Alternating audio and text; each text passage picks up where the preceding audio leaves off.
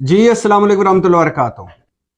نعیم بخاری صاحب کا انٹرویو آیا ہے اور پیناما لیکس کے بعد یہ پہلا تفصیلی انٹرویو ہے، اسپیشلی پچھلے 5 سالوں میں تو یہ پہلا انٹرویو ہے۔ نعیم بخاری صاحب پیناما لیکس میں عمران خان کی وکلاء میں سے ایک وکیل تھے۔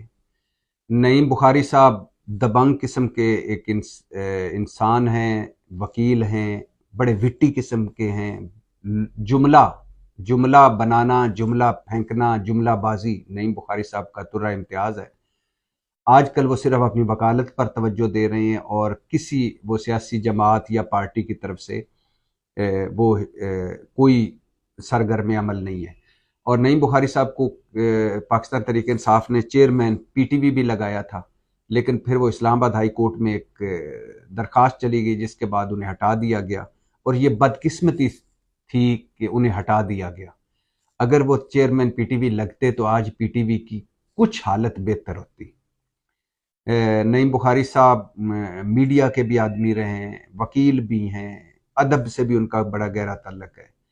اور نعیم بخاری صاحب نواز شریف صاحب اور ان کی فیملی کے حوالے سے ان بڑے ووکل رہے ہیں، بڑی ان کی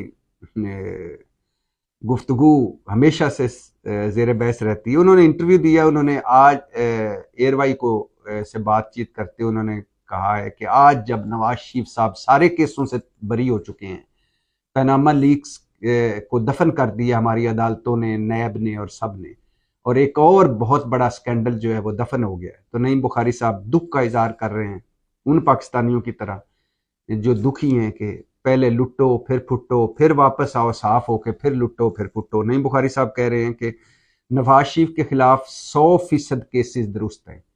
اگر کیسز غلط ہوتے تو وہ قومی اسمبلی میں کیوں جھوٹ بولتے، سپریم کورٹ میں کیوں جعل سازی کرتے، قطری خط کیوں لاتے، 3 جھوٹی تقریریں کیوں کرتے، بچے جھوٹے انٹرویوز کیوں دیتے، وہ منی ٹریل کیوں نہ دے پاتے ایون فیلڈ کی۔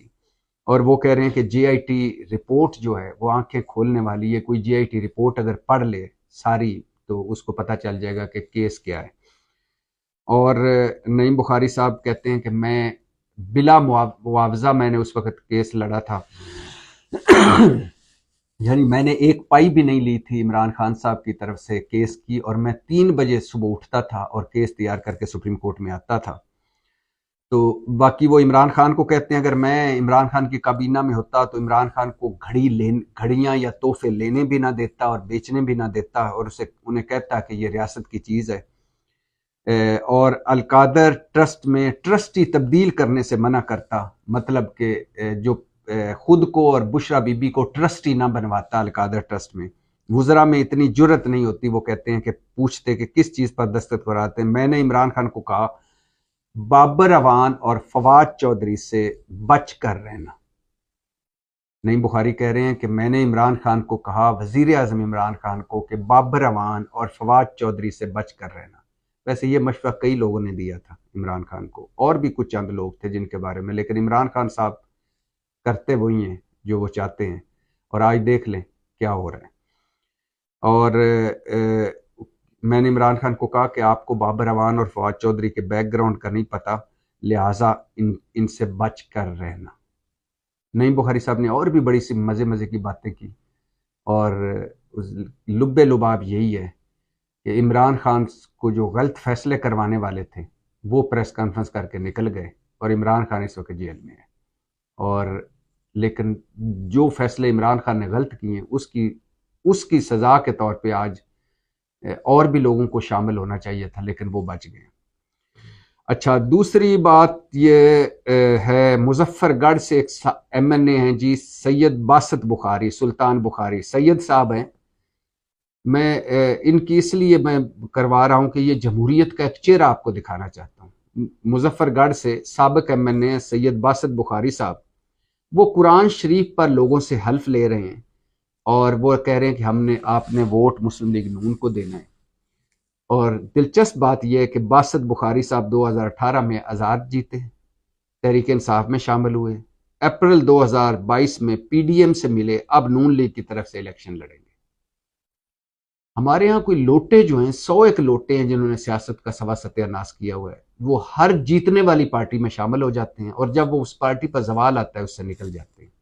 اور باقی عوامی شعور کا یہ حال ہے، کہیں قیمے والے نان کھا کے ہم ووٹ دے دیتے ہیں، کہیں بریانی کی پلیٹ پر ہم ووٹ دے دیتے ہیں، کہیں 2,000 روپے پر ہم جا کے حلف دے آتے ہیں کہ ہم ووٹ آپ کو دیں گے، اور کہیں تھانے کچہری کے مسئلے پر، کہیں برادری کے زور پر، کہیں دھوس دھاندلی پر، اور کہیں شرم و شرمی۔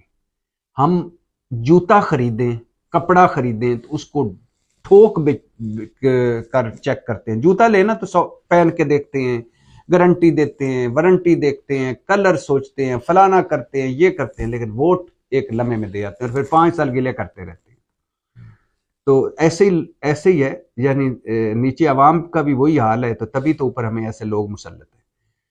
اچھا جی،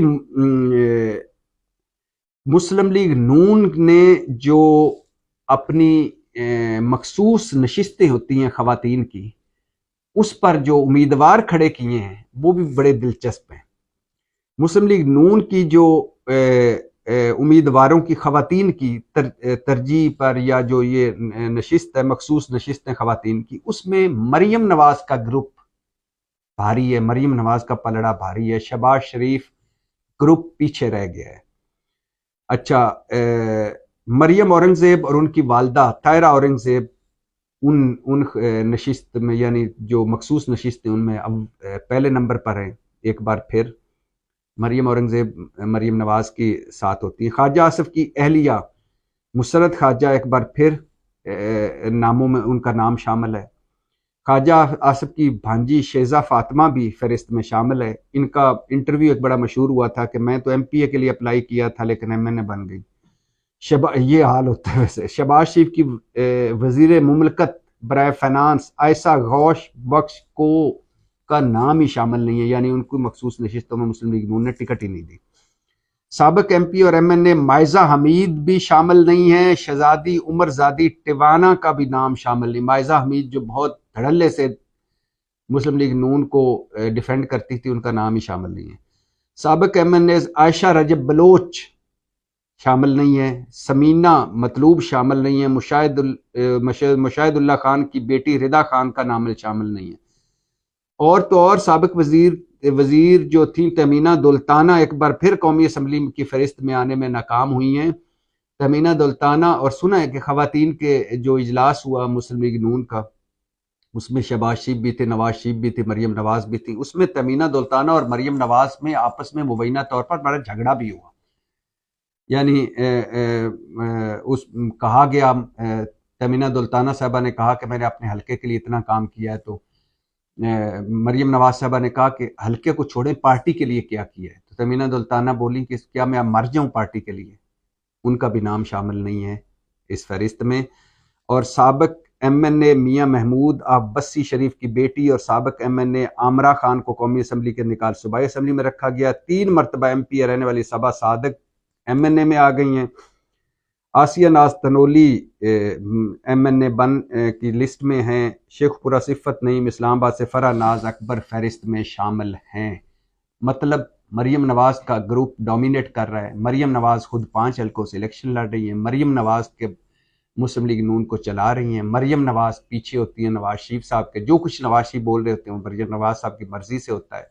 اور مریم نواز صاحبہ کے بارے میں کہا جا رہا ہے کہ وہ ایک طاقتور امیدوار ہیں پنجاب کی وزارت اعلیٰ کے لیے۔ شہباز شریف اور ان میں جوڑ پڑے گا سب سے پہلے تو کہ مسلم لیگ نون کتنی سیٹیں لے پاتی ہے۔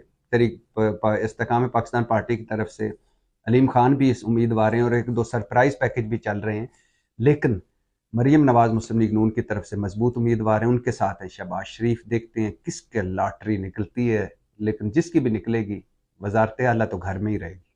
موروثی سیاست زندہ باد، پاکستان زندہ باد۔